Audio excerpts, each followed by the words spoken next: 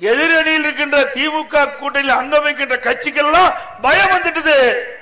ஏதோ பேசிட்டு இருக்கிறாங்க. நாங்க கூட்டணி அமைச்சா நீங்க எங்க கவலைப்படுறீங்க?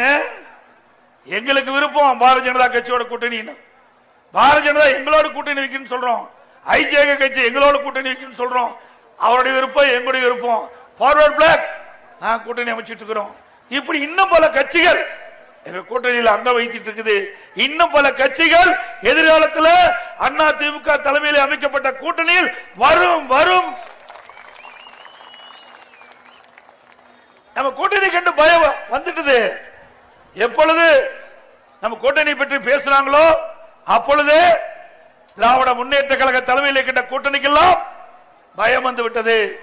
2026 தேர்தலில் பல வாய்ந்த கூட்டணியாக அமைக்கப்பட்டு தேர்தலை சந்தித்து கிட்டத்தட்ட 234 சட்டமன்ற தொகுதியில 210 தொகுதியில அண்ணா திமுக தலைமையில் இருக்கின்ற கூட்டணி வெல்லும் வெல்லும் வெல்லும். ஸ்டாலின் அவர்களே பகல் கனவு கண்டு கொண்டிருக்கிறீர்கள். திராவிட முன்னேற்ற கழக தலைமையில் அமைக்கப்பட்ட கூட்டணி 200 இடங்களில் வெற்றி பெறும் என்று பகல் கனவு காண்கிறீர்கள். ஒருபோதும் தம்பி ஜாக்கிரதையா ஒருபோதும் நடக்காது. ஏனென்றால் நீங்க மக்களுக்கு செஞ்சிருந்தா தானே மக்கள் உங்களை சிந்தித்து போப்பாங்க. எப்பொழுது வீட்டு மக்களை பற்றியே சிந்திக்கக்கூடிய தலைவர் திரு ஸ்டாலின். ஆனால் அனைத்து இந்திய அண்ணா திராவிட முன்னேற்ற கழகம் பாரதிய ஜனதா கட்சியும் எப்பொழுதும் நாட்டு மக்களை பற்றி சிந்திக்கக்கூடிய கட்சிகள். மக்களை பற்றி சிந்திக்கின்ற கட்சி, மக்களை பற்றி கவலைப்படுகின்ற கட்சி நம் கூட்டணி கட்சிகள். அதனால்தான் மக்களை நாம் விரும்புகின்றார்கள். அதுதான் நமக்கு மிகப்பெரிய பலம். இன்றைக்கு திரு ஸ்டாலின் தமிழகத்தினுடைய முதலமைச்சராக பொறுப்பேற்று 50 மாத காலம் ஆகின்றது. இந்த 50 மாத ஆட்சியிலே இந்த கோவை மாவட்டத்துக்கோ கோவை மாநகராட்சியிலோ எந்த ஒரு பெரிய புதிய திட்டமாவது கொண்டு வந்திருக்காங்களா? சொல்லு, சத்தமா சொல்லுங்க. ஸ்டாலின் காது செவி கிழிஞ்சிரும். கொண்டு வந்திருக்காரா? அப்புறம் எப்படி ஓட்டு கேட்பாரு? மக்கள்கிட்ட வந்து ஓட்டு கேட்க முடியுமா? செஞ்சிருந்தா தானே மக்கள் நினைப்பாங்க. குடும்பத்தை பத்தியே சிந்திச்சு கொண்டிருக்கிறார்.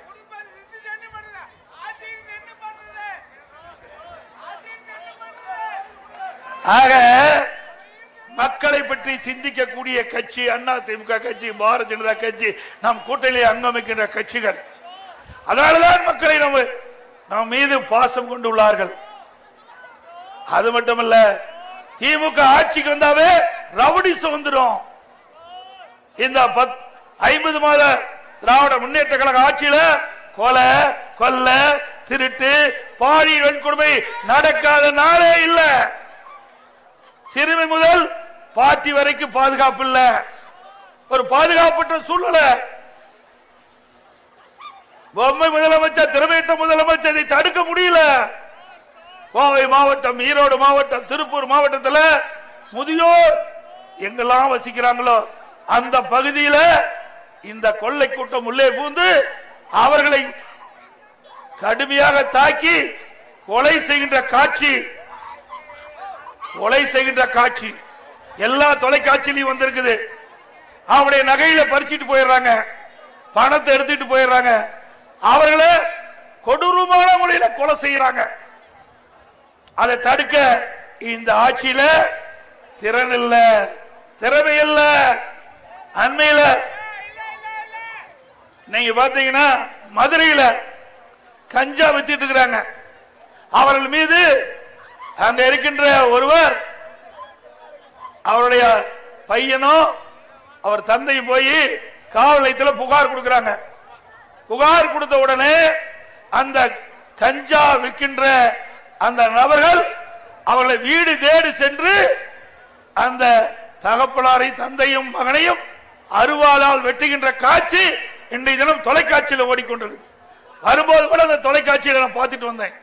இப்படிப்பட்ட ஒரு மோசமான ஆட்சி, அவல ஆட்சி தமிழகத்திலே நடைபெற்றுக் கொண்டிருக்கிறது. மக்களுக்கு பாதுகாப்பு இல்ல, சிறுமிகளுக்கு பாதுகாப்பு இல்ல, பெண்களுக்கு பாதுகாப்பு இல்ல, ஒட்டுமொத்தமா நாட்டு மக்களுக்கே பாதுகாப்பு இல்ல. இப்படிப்பட்ட ஆட்சி தேவையா? தேவைங்களா? யாரை நம்பி மக்கள் இருக்கிறார்கள்? அரசாங்கத்தை நம்பி இருக்கின்றார்கள். அந்த அரசாங்கம் சிறப்பாக செயல்பட்டாதான், அந்த காவல்துறை சிறப்பாக செயல்பட்டாதான் மக்களை பாதுகாக்க முடியும். பயிருக்கு வேலி எப்படி முக்கியமோ அதுபோல நாட்டு மக்களுக்கு பாதுகாப்பு முக்கியம். இந்த ஆட்சியில பாதுகாப்பு கிடையாது மக்களுக்கு. இனி மக்கள் தங்களை தாங்களே பாதுகாத்துக் கொள்ள வேண்டும். திமுக ஆட்சி இருக்கின்ற வரைக்கும், அண்ணா திமுக ஆட்சி இருக்கின்ற பொழுது சட்டத்தின் ஆட்சி நடைபெற்றது. மக்கள் பாதுகாப்பாக வாழ்ந்தார்கள். இன்றைய தினம் அன்றாடம் அச்சத்திலே உறைந்து போய் வாழ்கின்ற காட்சியை இன்றைக்கு பத்திரிகை ஊடகத்திலையும் பார்க்கிறோம். அது மட்டுமல்ல, நம்ம கோவையில் ஒரு காவலரும் அவருடைய மனைவி இருசக்கர வாகனத்தில் போயிட்டு இருக்கிறாங்க. அவர்களை மறிச்சு காவலரை தாக்கி அவருடைய மனைவியுடைய நகைகள்லாம் பறிச்சுட்டு போயிட்டாங்க. யாருக்கு? காவலருக்கே பாதுகாப்பு இல்லை. அப்புறம் யாரு போய் நம்மளை பாதுகாக்கிறது? மக்களை பாதுகாக்கக்கூடிய காவலருக்கு பாதுகாப்பு இந்த கோயம்புத்தூர் மாவட்டத்தில், கோயம்புத்தூர் நகரத்தில் இப்படிப்பட்ட ஒரு ஆட்சி தேவையா? சிந்திச்சு பாரு. ஏனென்றால் மக்களை பாதுகாக்கக்கூடிய ஆட்சி அண்ணா திமுக ஆட்சி. அது வருகின்ற சட்டமன்ற தேர்தலில் அனைத்து இந்திய அண்ணா திராவிட முன்னேற்ற கழகம் வெற்றி பெற்று மக்களை கண்ணை எமிகாப்பதை போல எங்களுடைய அரசு பாதுகாத்தது. அம்மா இருக்கின்ற போதும் பாதுகாத்தார். இன்றைக்கு திராவிட முன்னேற்ற கழகம் ஆட்சிக்கு வந்து 50 மாத காலம் ஆகிறது. அந்த 50 மாத காலத்தில் விலைவாசி உயர்வு கொஞ்சம் நஞ்சம் இல்ல. இங்க வந்திருக்கிற தாய்மாரெல்லாம் குடும்ப தலைவிகள், அரிசி என்ன விலை சிந்திச்சு பாருங்க. அனைத்து இந்திய அண்ணா திராவிட முன்னேற்ற கழகம் ஆட்சி இருக்கின்ற பொழுது குறைந்த விலையில் கிடைச்சது. இப்போ ஒரு லிட்டருக்கு ஒரு கிலோவுக்கு 20 ரூபாய் உயர்ந்திருக்குது அரிசி விலை. அரிசி எல்லாம் வாங்கி பயன்படுத்தி தான் வேற வழி இல்ல. விலைவாசி விண்ணை முட்டிக்கிட்ட அளவுக்கு உயர்ந்திருக்குது. மின் கட்டணம் கேட்க வேண்டியதே இல்லை. கரண்ட் தொட்டாத்தான் ஷாக் அடிக்கும். கரண்ட் பில்ல கேட்டாவே ஷாக் அடிக்குது. அந்த அளவுக்கு மின் கட்டண உயர்வு. ஒரு முறை இருமுறை அல்ல, வருடத்திற்கு 5% மின் கட்டண உயர்வு. தொடர்ந்து 5 வருஷத்துக்கு மின் கட்டண உயர்வு என்று அறிவிக்கப்பட்டு கடந்த 3 ஆண்டுகளாக ஒவ்வொரு வருடம் 5% மின் கட்டணம் உயர்ந்து இன்றைக்கு மக்கள் துன்பத்துக்கு ஆளாகி இருக்கிறாங்க. இதுதான் எப்படின்னா, வீட்டு வரி கேட்க வேண்டியதே இல்லை. அண்ணா திமுக ஆட்சியில் இருந்ததை விட திமுக ஆட்சிக்கு வந்த பிறகு 100% 1000 ரூபாய் வீட்டு வரி கட்டினீங்களா, நகராட்சியில மாநகராட்சியில 2000 ரூபாய் வரி கட்டி ஆகணும். ஓட்டு போட்டதுக்கு பரிசு ஸ்டாலின் கொடுத்திருக்கிறார். நம்ம மக்கள் ஓட்டு போட்டீங்க, தப்பு இல்ல. வேற பகுதியில் இருந்து சொல்றேன். நம்ம பகுதி மாதிரி ஒட்டுமொத்தமா அண்ணா அனைத்து தொகுதியில் வெற்றி பெற்றா அண்ணா திமுக ஆட்சிக்கு வந்திருக்கும். பல மாவட்டத்தில் செய்த தவறின் காரணமாக இன்றைக்கு வரி மேல் வரி போட்டு மக்கள் தலையில மிகப்பெரிய சுமையை சுமத்திருக்கிறாங்க.